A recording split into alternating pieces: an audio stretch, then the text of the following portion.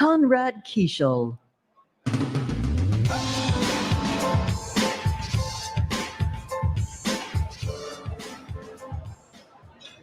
Good afternoon and hello. Thank you for joining us today at the 28th Milken Institute Global Conference.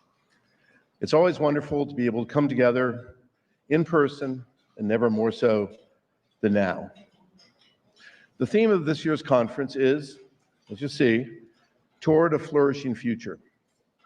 For nearly 3 decades, fueled by the practical optimism that is part of the DNA of the Milken Institute, Global Conference has explored the most urgent challenges of the day so that we can better shape a shared future.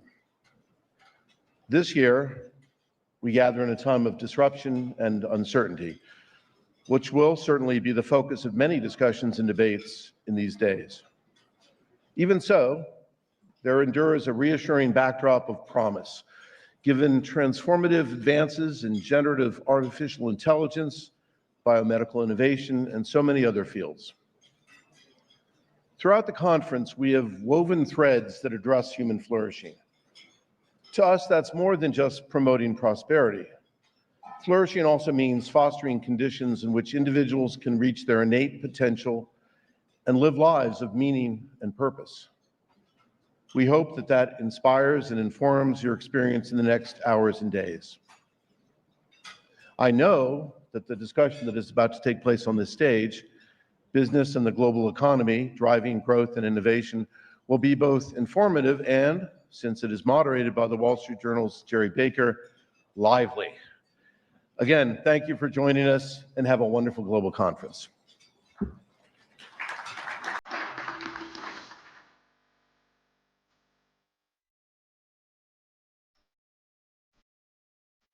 We thank our 2025 Global Conference underwriter for their support of this event.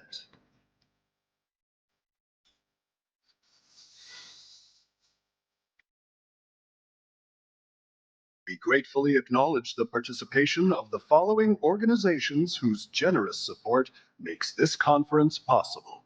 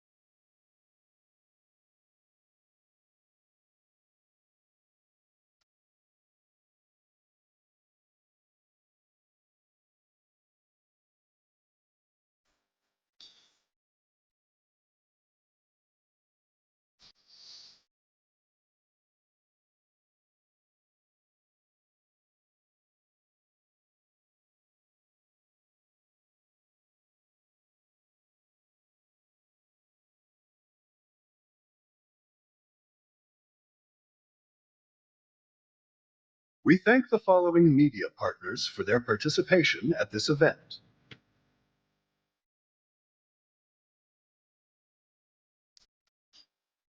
We thank the Milken Institute strategic partners for their year-round support of our work around the world.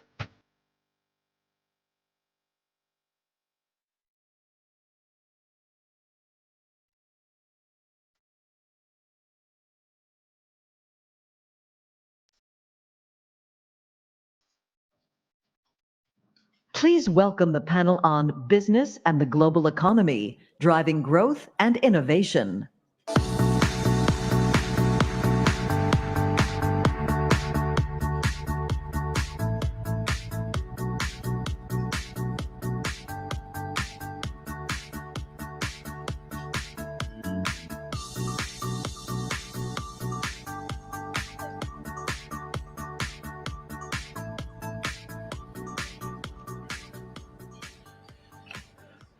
Good afternoon and welcome to this panel on the global economy, innovation, growth, and various other words that we all talk about all the time when we think about the global economy. Hope you've enjoyed your lunch. Think of this as an additional dessert, I think, to to exercise your appetite. It's a great panel we've got here.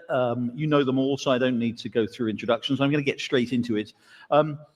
Obviously, we've seen over the last 30 years, everybody knows we've seen this extraordinary expansion of global growth, of rising prosperity, particularly in much of the emerging world, but also throughout the world, we've seen this extraordinary expansion of global trade, capital flows, the integration of the global economy, and it's been a key driver, arguably the key driver of much of the growth that we've seen over the last 30 years.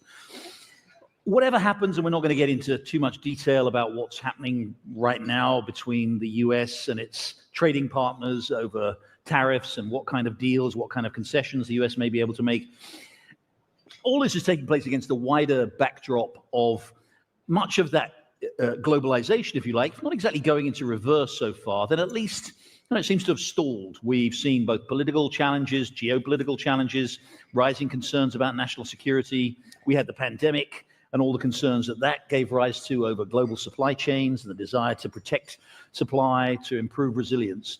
So my starting point for this is, given the changed environment that we are living in, what does it mean? How do we achieve the kind of growth? Can we achieve the sort of growth that we've seen over the last 25, 30 years if we're living in a somewhat different global economic environment? So Ajay Banga, President of the World Bank, I'm going to start with you, if I may. Tell us what you think. I mean, how much do you think globalization has stalled or is even going into reverse? And if it is, what are they going to be? What should we be looking for to develop the key drivers of growth going forward? Yes, thank you. And Jerry, I think that the globalization, the way we've known it, has been changing for a little while in some ways. If you think about the basic model of globalization that said you were making a T-shirt in the Carolinas and now you would make it in Vietnam because there was labor arbitrage in that, and eventually logistics arbitrage as well. And therefore, everybody was happy. You got a job in Vietnam and you got a cheap T-shirt in America. The problem with that is the individual in America who didn't keep their job is no longer interested in that model. And I think fundamentally, that change has been happening for a few years, which is why you see more regional and bilateral deals being struck in the past decade than you've seen in the prior couple of decades. So I would argue with you that this model has been under some kind of flux for a little while. It's, of course, become an even more important issue today because the fact that the US is confronting it directly and head-on over the last few months. The way I speak to the countries I'm involved with, which is the developing world, is I tell them, first of all, come and do the negotiation you have to do with the US, because uncertainty of this type is bad for everybody, your country as well as for the US. But then there are two other aspects that are important. One is that it is true that the United States has historically had the lowest level of tariffs of any country in the world. Even with the 10% tariff, if it goes in as a base, it's still among the lowest tariffs of anybody in the world. The developing world tends to have higher tariffs and higher non-tariff barriers as well. We know if you reduce those, everybody benefits. So what I'm trying to tell them is use the political tailwind that a crisis is creating in your country to try and make a change on your approach to tariffs and non-tariff barriers first. But there's a second one, trade among themselves. So global trade has doubled over the last 20 years. And the share of the developing world in that has also doubled to half. Within the half, the trade among themselves has also doubled to half. But then you pick Africa, or you pick South Asia, or you pick Latin America and the Caribbean, and their intra-regional trade is a much lower percentage than it is, say, in East Asia or Europe itself. And so the opportunity for growth also comes from changing how you think about all that in the coming period. So do you think, actually, almost paradoxically, that even as we confront a world in which trade barriers do seem to be going up, particularly obviously with regard to the US, but to some extent, we've seen Brexit in the UK, in Europe and elsewhere. Are you saying that maybe paradoxically, this crisis, if you like, provides an opportunity for countries that have traditionally been, have put up tariff barriers and non-tariff barriers, actually for them to seize the moment and actually encourage the development of more trade? Absolutely. And think about it differently. Don't only think about it in global trade terms, but think about regional and bilateral trade as a real opportunity. It kind of connects to a topic that I hope we get to discuss about, which is job creation and how to create those without relying on the old global trade model. But, I don't want to take all the time from this crowd. It's fascinating, and I loved Mariam from 2.0. From Abu Dhabi, from the United Emirates. You've been, that's a part of the world that's seen extraordinary growth and development over the last 20, 30 years. Really developed, really benefited both from this globalization, but also from the, the dynamism of the economy, the development of trade and financial flows, of course, traditionally with some energy as well. How do you see this? Do you see this as a moment of opportunity? What's going on right now for more, for actually for many parts of the world that maybe haven't been as open to the kind of things that you've seen in your region, to actually open up and to produce the kind of development that we've seen elsewhere in the last 20 years? Thanks, Jerry. Absolutely. We see this as a time of opportunities. I mean, just for example, as a country, the UAE and the EU are now discussing a free trade agreement. This was something that before was a little bit difficult to kickstart. At 2.0, we're really, if I look at the portfolio companies, we are an AI enabler, we are an energy transition accelerator, and we empower communities. And looking at the opportunities within the portfolio companies, we start looking at how we can support each other. We're big believers in private-public partnerships. So we're in the mining business. This was a deal between our mining company, IRH, and the Zambian government, where we acquired 51% of the Mopani copper mine. We've got Al Suwaidi Electric. They're known for their cable manufacturing transformers. They're building in Egypt, or they've built already the Bemban solar park. It's one of the largest in Africa. These are all private-public partnerships that really are long-term. What we start looking at is we look at our partners and we say, who's in trouble, for example? Because these are, we're in rough times right now, and some partners are maybe struggling more than others. So we reach out to them. Can we maybe change some payment terms between us and them? Again, this is all about how do you help your partners in times in difficult times. Because we're a global investment platform, different regions are reacting differently. We're always, we've learned through being in a noisy neighborhood about just keeping calm, taking decisions not so dramatically, just let it pass through. These are rough times right now. Let us reach out to partners. Let us unlock opportunities between the portfolio companies and see how we can help each other more. So I really see this as a time of opportunity. When you say these are rough times now, without obviously going into details of personal conversations you've been having, what are people concerned about? What is it what they're seeing in the sort of global economy and global geopolitical environment? Is that what? Yeah, is that I guess you're just waiting to see, are countries going to react? Are there going to be again? I just see that we're in times of a little bit of a shakeup in the world. These are times when I see that the EU hopefully can step up as the EU. These are times where I see that also regions, for example, the GCC, can actually do more together and between each other. So I just see that we always try to look at the positive side, the opportunistic side of things when we're in times like these. Rich Lesser of BCG, you talk to CEOs, companies around the world all the time. One of the reasons, obviously, that we have seen the kind of pressures that we're seeing here in the United States politically, we've seen it in Europe, in other countries too, is that they're as beneficial for the global economy as this period of globalization was. It did create huge costs, especially in the developed world, especially much of the industrialized world. Isolated costs, obviously, a lot of offshoring. A lot of people, companies were able to take advantage of low-wage working environments elsewhere, and it's that sense of lost jobs, of lost opportunities, of course, again, that has been driving the politics of this. Is that, as you look at this, and you look at what President Trump is doing, how the rest of the world is responding, Do you see a way through here that can somehow meet those legitimate concerns that many people in the industrialized world have, while also maintaining the opportunities for growth that we've seen elsewhere? I do see a way, but I don't want to underestimate the challenge of that. There are many, many people in developed markets and certainly in the developing world that have felt left behind in a world where wealth has increased dramatically over the last decade. And it will take a lot of work to do it.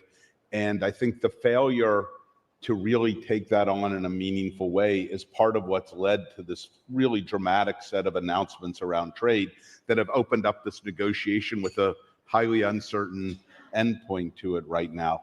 I think it's going to put a lot of pressure on governments around the world to figure out what they're doing to support younger workers, people who were in the manufacturing environment and may have been left behind. Even if manufacturing comes back to the US in a big way, it will never come back the way it did before. The Pittsburgh I grew up in, with steel mills, with thousands and thousands of jobs, so much more is automated, whether it's in auto or steel or other industrial.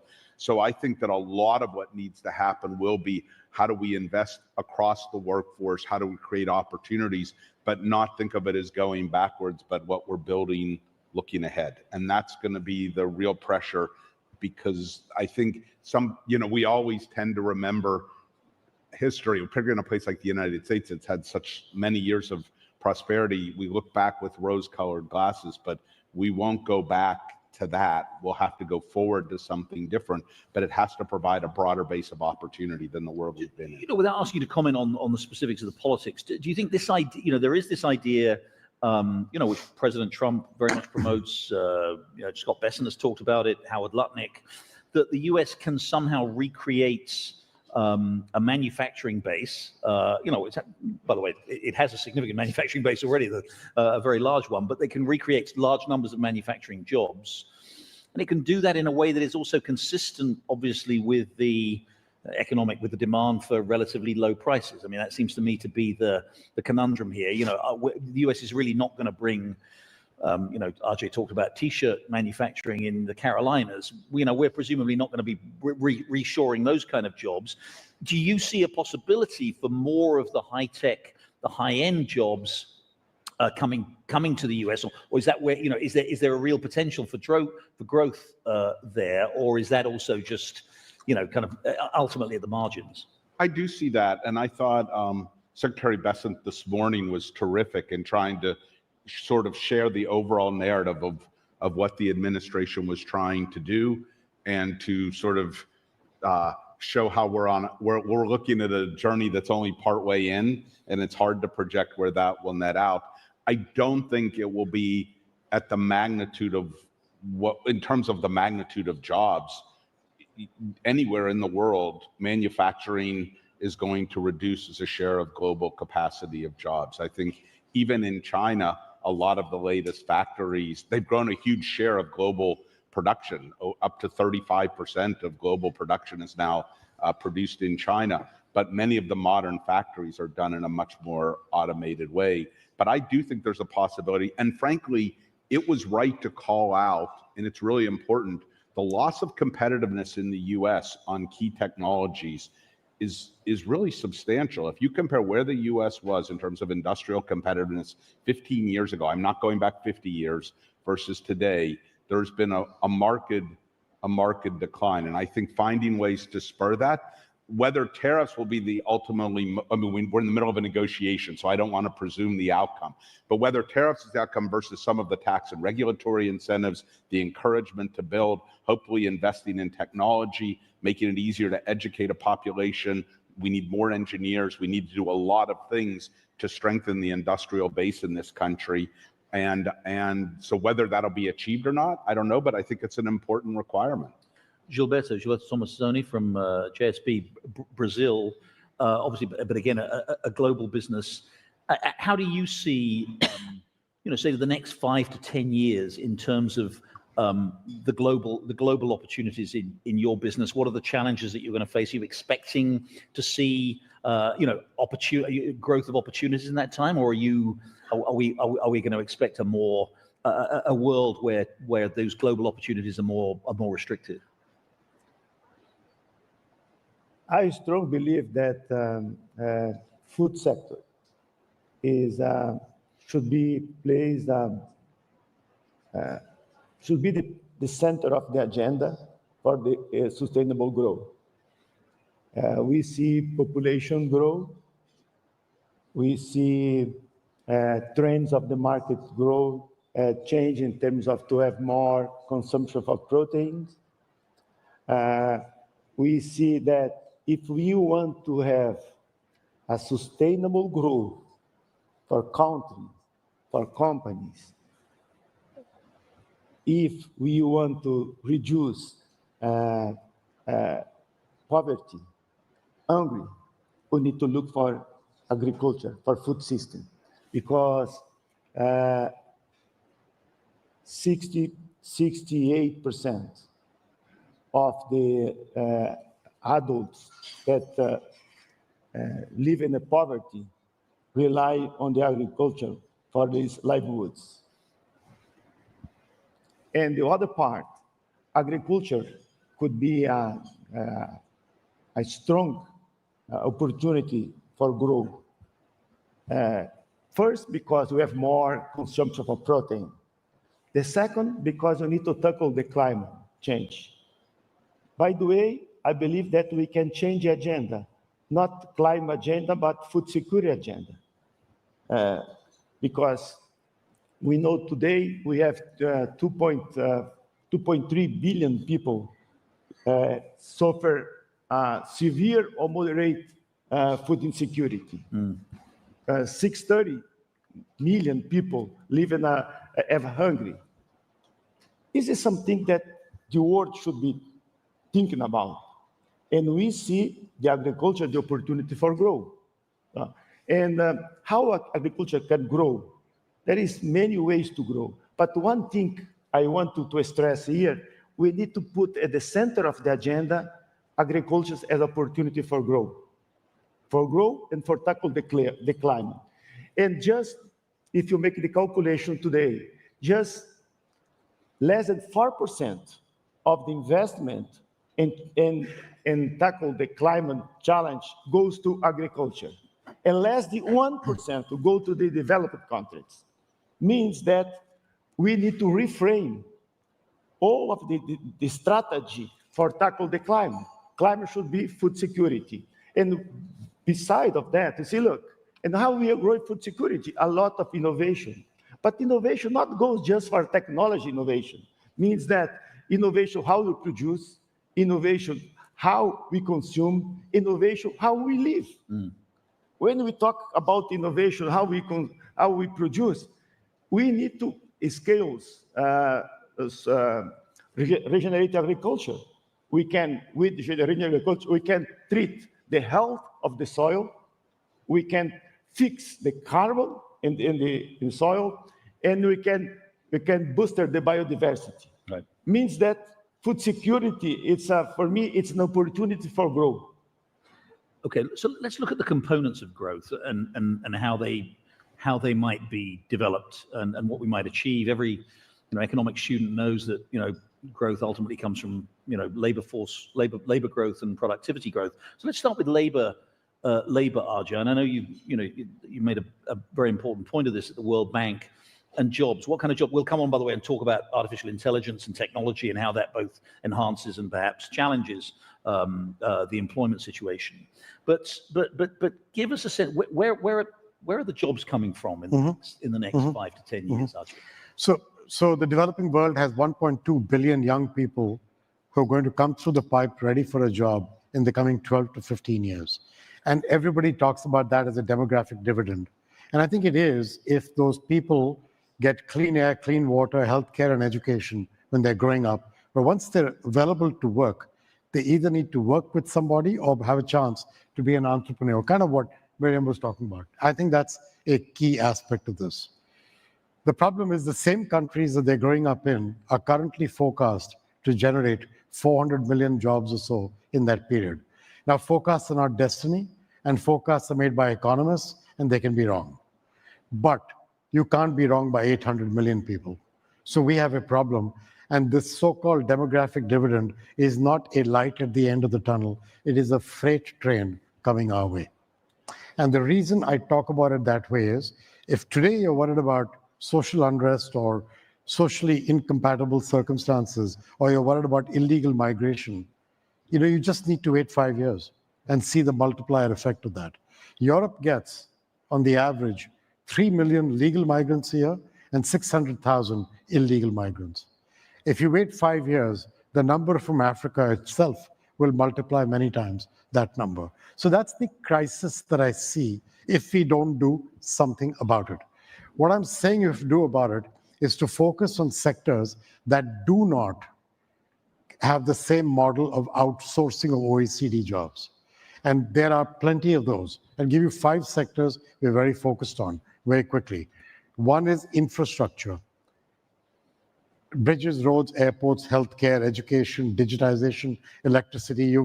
We are connecting 300 million people in Africa to electricity by 2030. 600 million people in Africa today have zero electricity. You cannot do any growth, jobs, development, anything without electricity. So that's one example. Second one is agriculture as a business, the point Gilberto was talking about.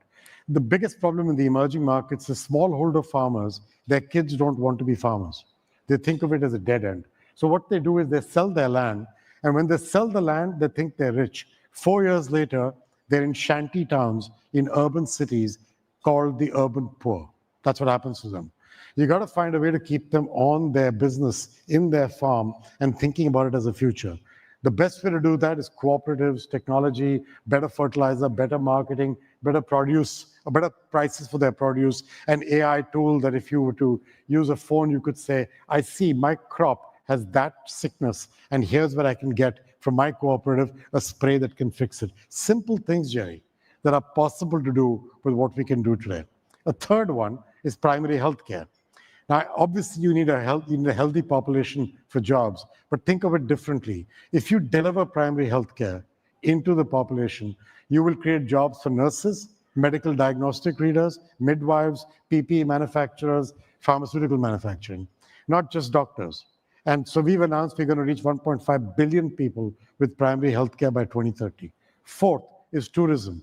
Tourism is the single biggest multiplier for every dollar invested. One job in the tourism sector creates 4 indirect jobs. $1 invested in tourism generates more jobs than in any other sector. None of these 4 sectors require outsourcing from the OECD. The fifth one is manufacturing for local and regional consumption, but value added where jobs are made locally. So to give you an example, Argentina has 20% of the world's lithium. I was there 3 or 4 weeks ago when we made the big announcement of the support that all of us were giving to Milei as he turns the economy from managing it into a fiscal surplus to actual growth. And the World Bank is putting 12 billion into Argentina to make it happen. One of the things we're doing is investing with companies like Rio Tinto and others to help look at the lithium mines and create local jobs there, not just jobs by which you extract the mineral and send it elsewhere, but you create the jobs in Argentina. These are eminently doable. To create jobs, you need 3 things to happen. You need enabling infrastructure, which government should provide over time through public-private partnerships, but at the beginning, through the public sector. Second, you need regulations and policies that make sense. Labor reform, land reform, bankruptcy reform, mobile collateral law, blah, blah. And third, you need the private sector. The private sector is what creates 85% of the jobs in the world. The public sector does not. It's only an enabler. Once you get these 3 factors right, which we think we can help with by how we put our money to work, it is entirely a feasible exercise to start turning the tide on these large gap between where the people are and where the jobs are. The reality is talent is everywhere and opportunities are not.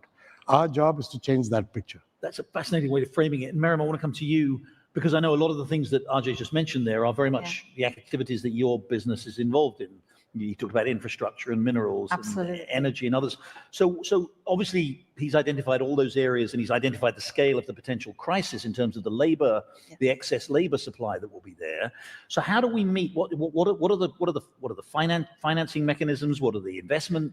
Tell us, from your own personal perspective, but more generally, how we obtain how we go about in addition to the help that the World Bank can provide, but how the private sector and through public and private partnerships, how we can develop the investment necessary in all of those fields. So how we look at new economies now is that they're based on two pillars, energy and AI. I'm talking about the new economies. What's so important here, Jerry, is that AI needs energy and energy needs AI. And everything that AJ talked about is you've got this AI, which is in the headlines, but where's the real deal? It's in the infrastructure. Something AJ mentioned, and this is where 2.0 comes in. So we're talking about energy and data. Exactly, and all, exactly. Yeah. I just want to describe something to you. Maybe you don't. I mean, I myself, when I came into this sector, understanding what a hyperscaler needs in terms of infrastructure. When you're looking at a data center for a hyperscaler, they need about 10 to 20 hectares of space. That's like nearly 20 soccer fields. Then they need 100 megawatts of power. That's like for 100,000 homes. Then they need copper cables. The copper cables, okay, I know it's 10,000 kilometers, that's 6,000 miles approximately. I mean, just think of the vast material and infrastructure you need. That's for one data center for a hyperscaler. So again, the energy needs AI, AI needs energy is a real conversation. The real deal lies in the infrastructure. The beauty about 2.0 is we have our financial services vertical, and we have the technology partners. And this is why I'm saying we also unlock a lot of opportunity between them, amongst ourselves.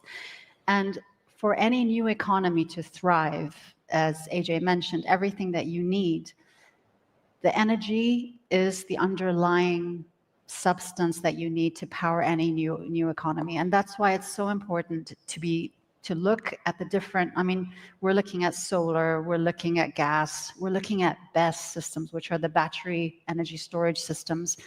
Nowadays, it's not, you try to think about, okay, if you want to run a solar park, you can't just run when the sun's shining. You want to run 24/7. So this is where the battery storage systems now make sense. As 2.0, we're actually looking to acquire a company that's making supercapacitor batteries with artificial graphene.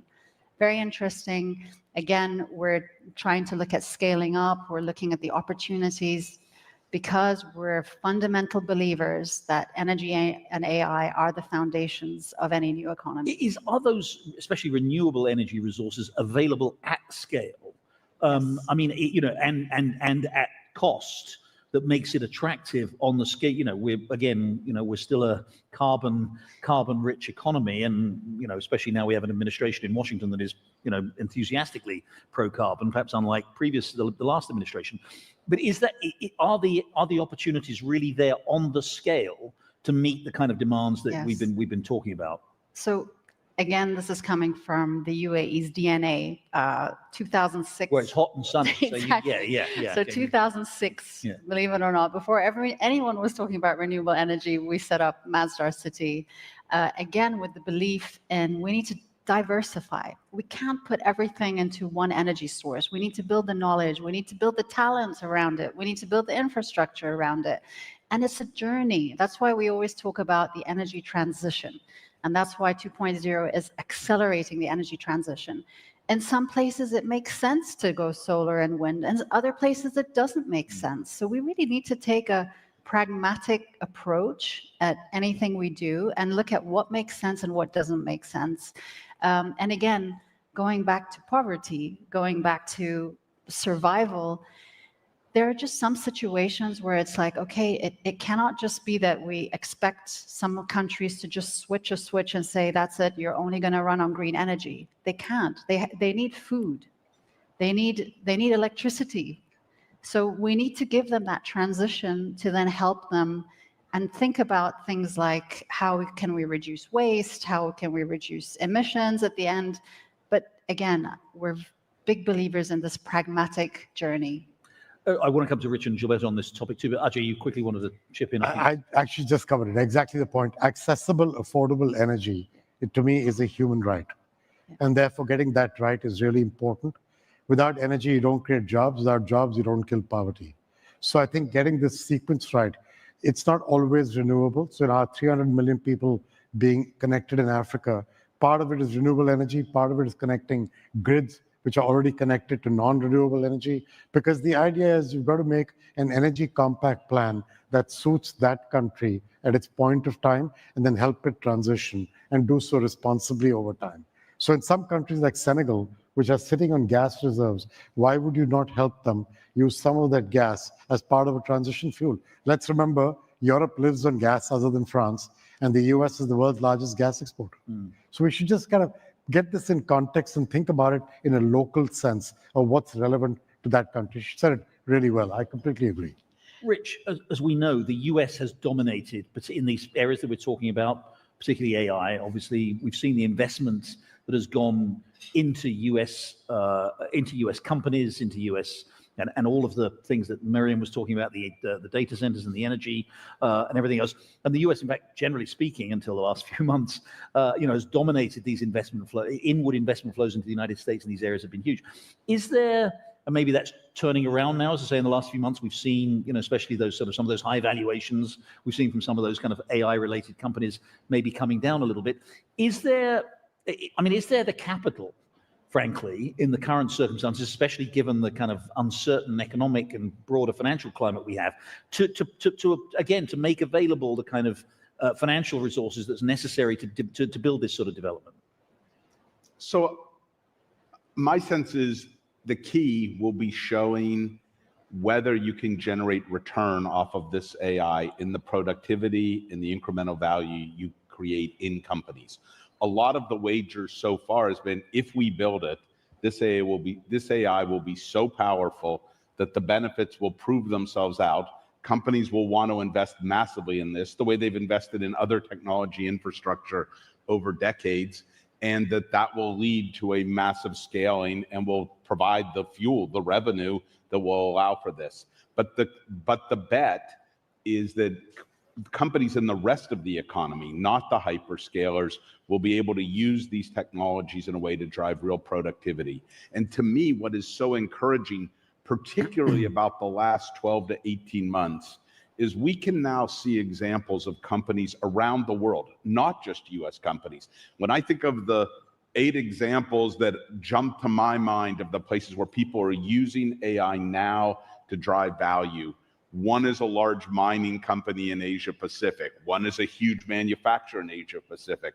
One is an insurer based in the US. One is a big bank based in the US. One is a consumer company based in England. Another is another consumer company based in Europe, on continental Europe. One is a big automaker, a European automaker. And so for us right now, yes, we work with the hyperscalers on their plans and their investment profiles, but most of our work in AI, which is now 20% plus of BCG, is actually helping the rest of the economy figure out how to actually translate the potential of AI, what you can do in a pilot test to actually impact at scale. And the interesting part of that is how much of that is not just taking on the algorithms, the AI algorithms, and the digital and data platforms. It's actually the human issues: training, reskilling, upskilling, leadership, culture, process, workflow, all of those issues.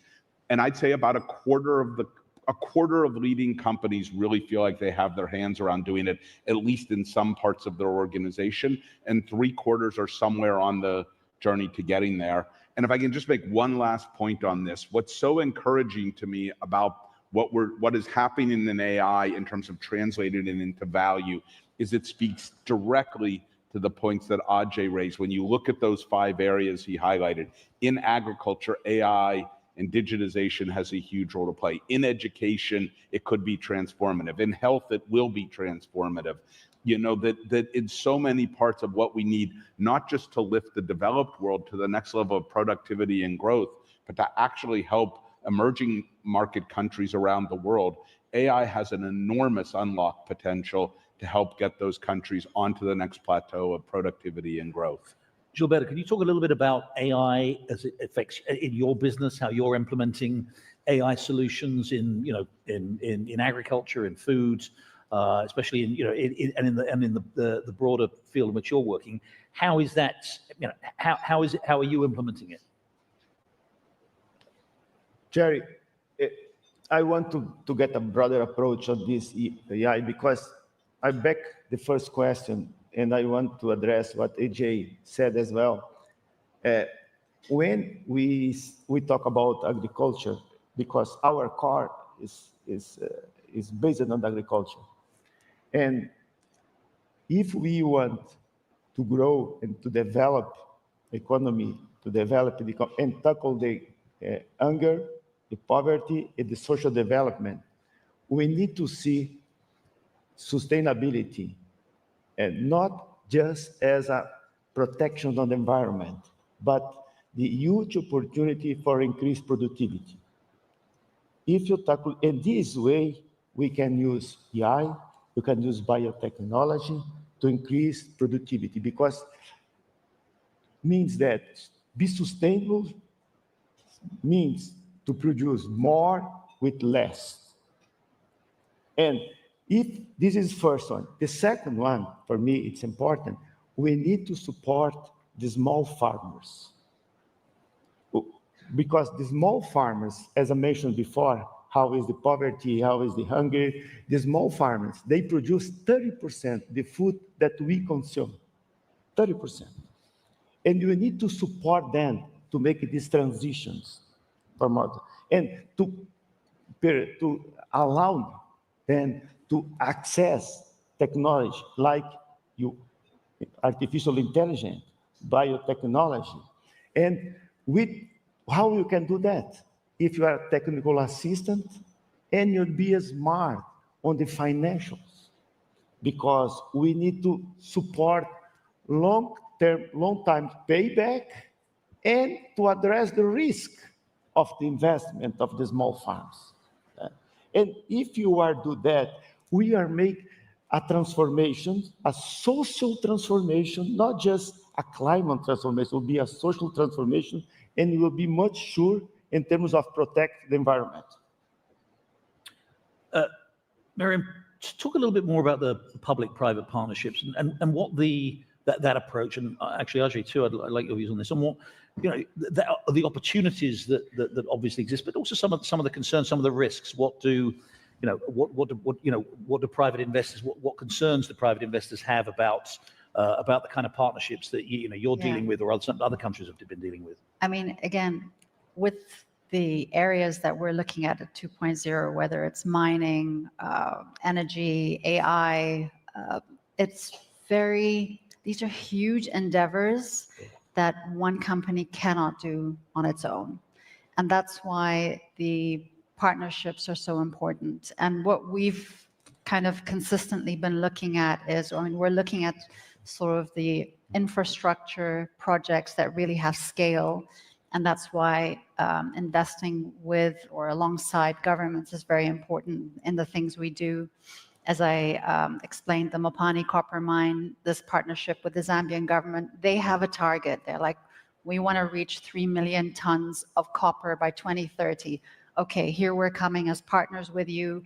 We're going to operate the Mopani copper mine. We're ramping it up to 240,000 tons of copper.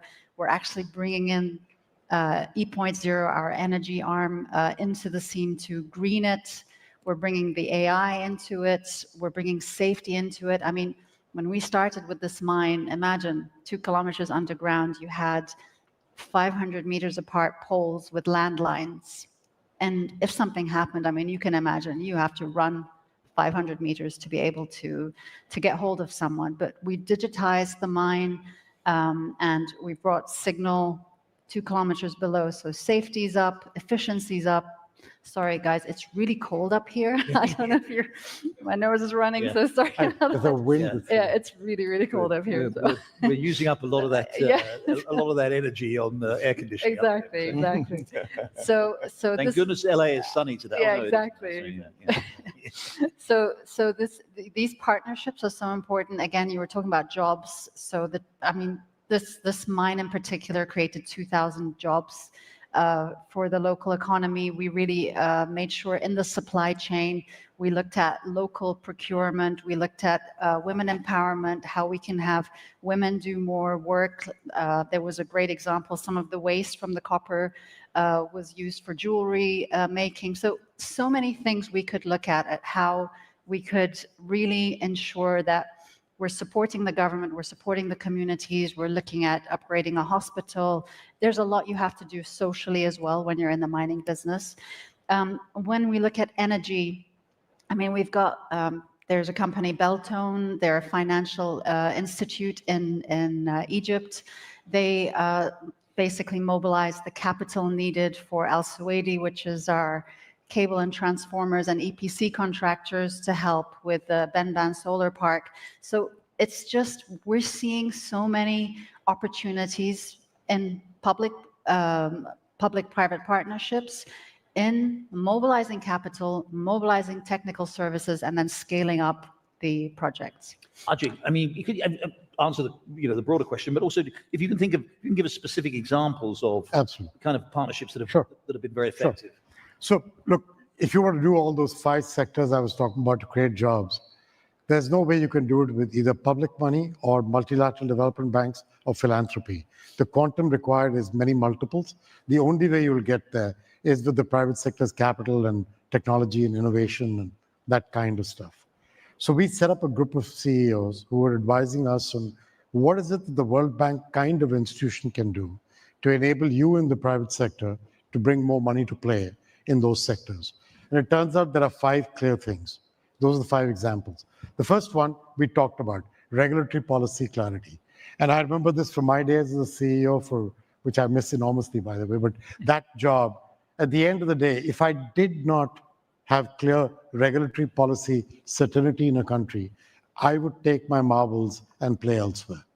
It's just reality.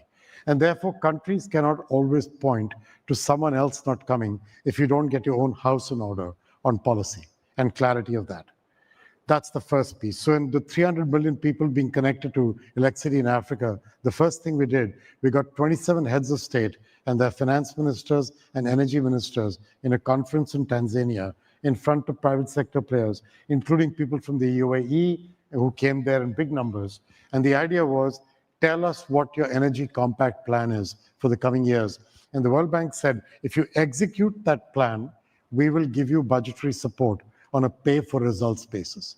So today, 50+% of our money is given on a pay-for-results basis for that kind of drive. Second, even if I get that, I want political risk guarantees. That we can do. We actually provide those in different parts of the bank. We've put them together, created a simplified platform. We're now about 30% higher than we were last year at this time. We think we can double in the coming years. We would lay that off in the reinsurance industry. There are people here from that industry. They're my best partners to help me do this. The third is, even if you do that, would people like us be willing to take first loss, junior equity in a project, so that if a project looks just about there but not quite there. So she's investing in Zambia in mining, and she looks at it and says, I need a little more reassurance. And if I were to come in an IFC, one of our institutions, with her and take junior equity, it probably would take her over the edge to put the money to work. The problem with that is, if I take a loss anywhere, at some point, I've got to start going back to my shareholders for getting more money, and that's something I'd like to avoid. So I'm trying to create a buffer, a shock absorber fund with my own retained earnings and money from philanthropies and others to help me absorb the vicissitudes of equity investing. The fourth is foreign exchange. And there, the best solution is long-term capital markets, but all countries aren't going to get them, and it's going to take a while to get there. Meanwhile, what we're trying to do is do swaps with local commercial banks who have excess liquidity in their system. They park it with a central bank overnight for a few basis points. We give them more than that, and we can then lend that currency, and we take the hedging of that currency onto our books. That's what we should be doing. We're now at IFC, 44% of our lending is local currency, as an example. The problem is you can't get to 80 with that trick. You do need to have these local liquidity and capital markets developments happening. But the fifth one, to me, is the most interesting. A lot of people talked up the trillions waiting and sitting in pension funds and and sovereign wealth funds and reinsurance and insurance companies, they would just rush into these countries to invest when the opportunity was clear. It never showed up. And the reason is that's not how pension funds invest. They don't do project by project. They want to get, in the investment eyes of their CIO, they're looking for a risk-weighted return that cuts across different categories of risk. What you need to do is what you did in the mortgage market in the US, create bundled packages of standardized loans with a rating agency wrapper attached to them. And a person can say, okay, I can see this paper, it's got an A- kind of rating. I think 92 cents in the dollar, I'm home to do it. I'm trying to do that in the infrastructure world. If I went to let's say, the Canadian pension plan, and I said to them, I would love to give you exposure to water in Africa. Wouldn't you? They would say yes. But then I give them loans from 20 countries for 20 million, 30 million, 100 million, special covenants everywhere, and they're going to say, go away. But if I package them and create a security, then it's a different game. So Doug Peterson, who used to run Standard & Poor's, just retired. He's helping us do this along with a bunch of pension plans and asset managers. And we're trying to create this as a marketable security. It will take 2-3 years. Countries are used to having special covenants in their loans. Our people are used to doing that. The market doesn't quite understand these. There's a question of preferred creditor treatment. How do you deal with that? Who will take the equity risk in it? There's a bunch of things we're working our way through. But those are 5 clear examples where the private sector, with help from institutions like ours, can make a difference. Rich, what's your latest thinking or the latest research when it comes to AI on the impact on labor? There's on one extreme, there's the view that everything's going to, we're all going to be out of work, even management consultants. Rich, certainly journalists. Journalists have definitely. Half our jobs are already. We're gonna have. You're higher up on the list. Yeah. I'm sorry. We're gonna have a we're bot. on the list. We're gonna have a bot interviewing us. We don't need Jerry. Nobody would really miss the journalists, unlike the management consultants, I'm sure. But where? I mean, and yet, of course, we know that waves of innovation also produce their own, labor opportunities too. What's your latest thinking? What do you think the latest thinking is on? So first of all, we have to have a lot of humility right now. And I'll just start by saying, literally exactly 10 years ago, I was on panels as digitization was rolling out. Ajay was in some of those sessions as well. Yeah. And the whole conversation was, digitization's going to kill all the jobs. We're not going to have everything's going to get digitized. We won't need any people. And now here we are 10 years into that journey, and we're at a near full employment economy in many parts of the world, and generally employment has done quite well. So there's always a tendency when a new technology comes to say how that's going to be this one's going to break the 200-year trend, and this is the one that's going to take all the jobs away. And so we just have to start with that as a backdrop. I think in this case, what we see happening is where we are now, most companies don't see this as replacing all their labor.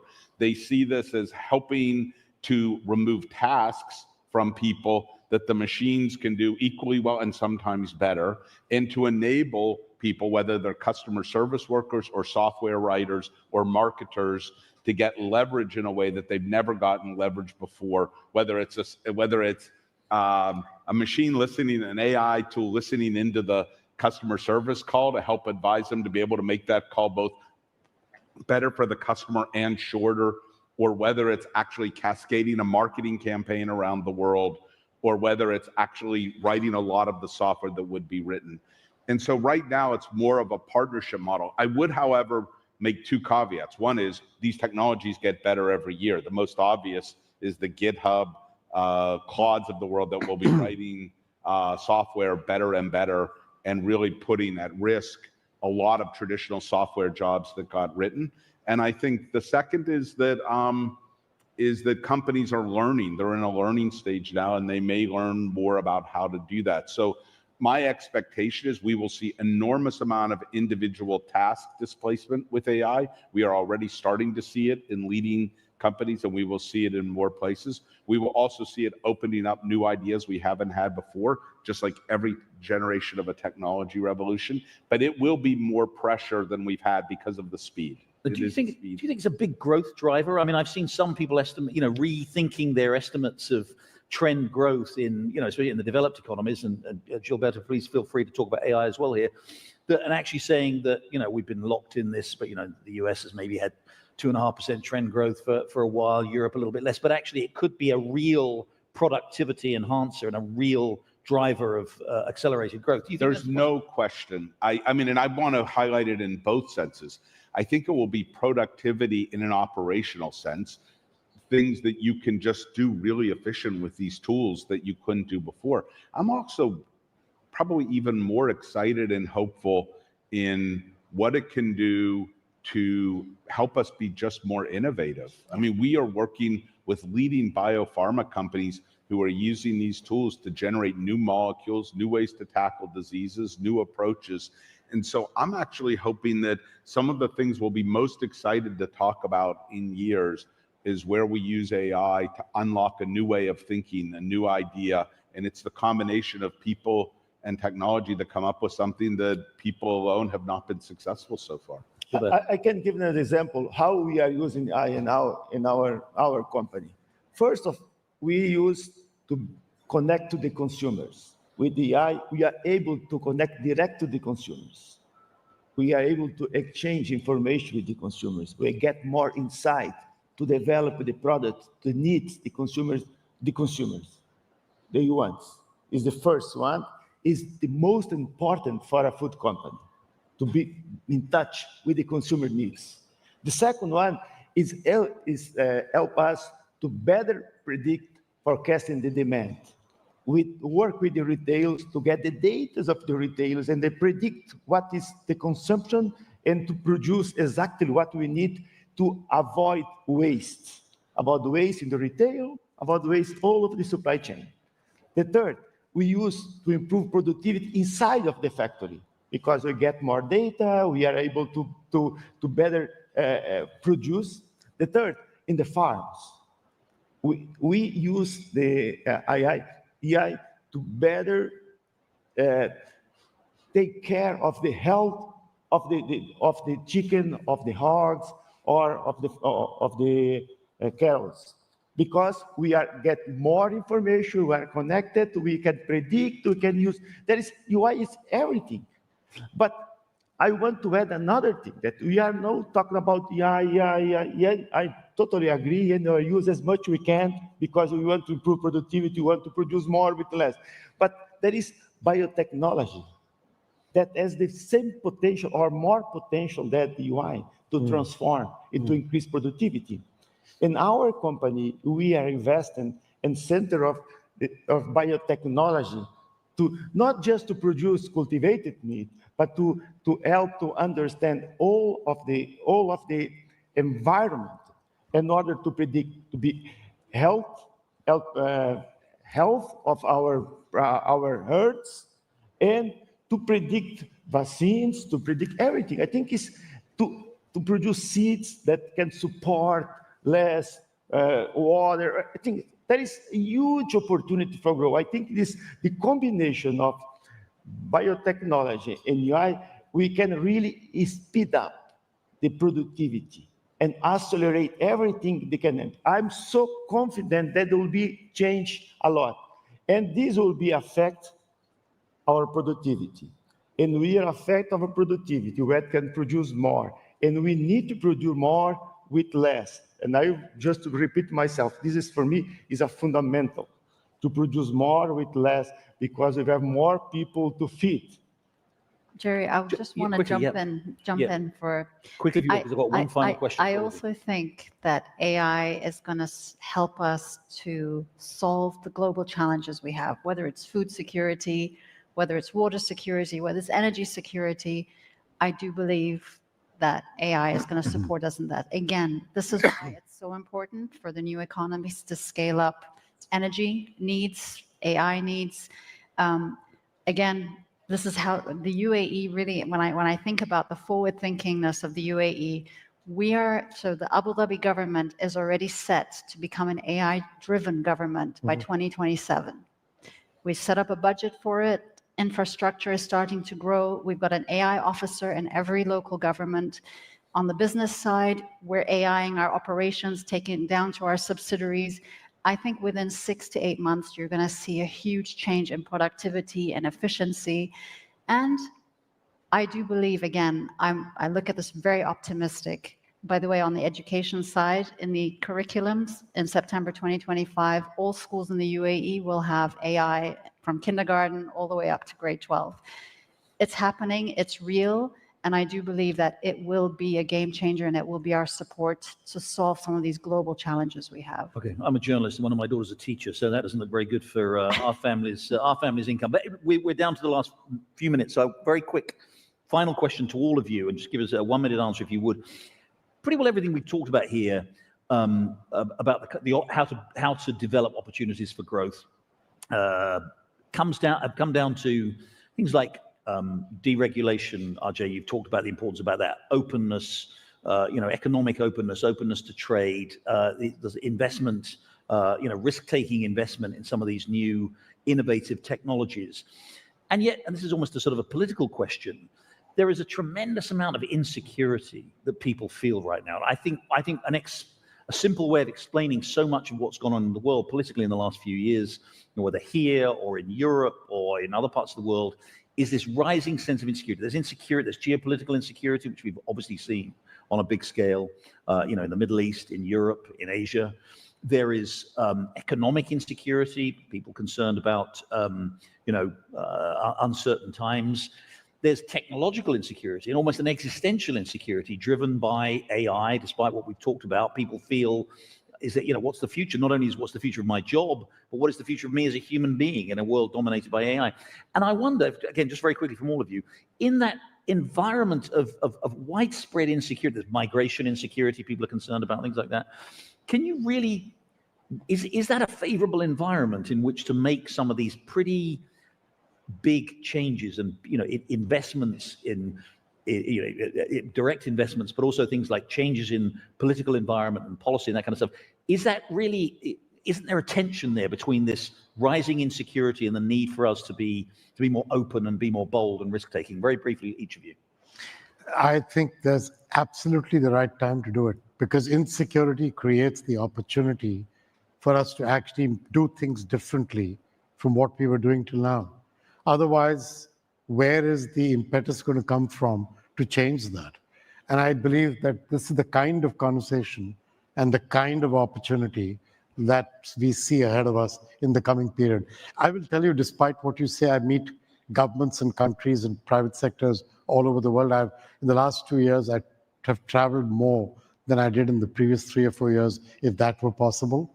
And I find while there is insecurity, there is a deep desire to engage on the topic of jobs. It's the one thing, Jerry, that holds everybody together, everywhere.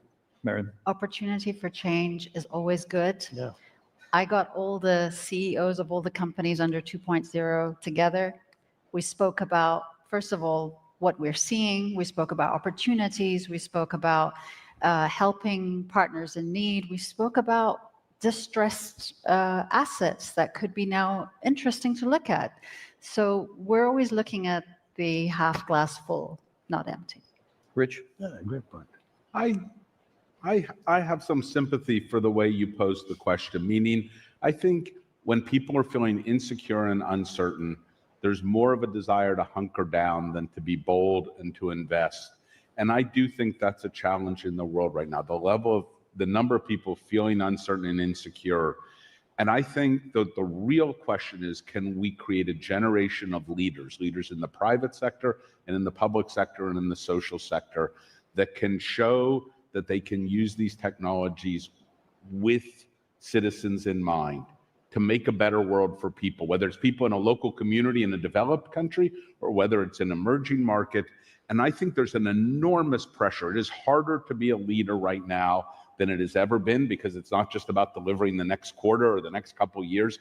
It's about the ability to engage so many people. And I think the pressure on leadership right now is enormous, and those that step up can deliver incredible value with this. And Gilberto, you get the last word. I just given a real example about our company, that how we are facing this challenge. We have 7-year company, and we are a global company. We are present in 17 countries with 200 factories units and more than 350 customers, we are reach 190,000 countries, and all the times we face, each one of it, we are not say this is different. It can be different to one sector to the other sector, but we build this diversified platforms in terms of geography, in terms of proteins, in order to manage situation. And all the times we focus in things that we control, we have control. And you are excited with the opportunity for growth, because when there is a crisis, when there is an uncertainty, when there is a risk, inside of these things, there is opportunities. And this way the company look. And you are, now we are open to be public in the US, listed in the US, our company. We see it as an opportunity for growth.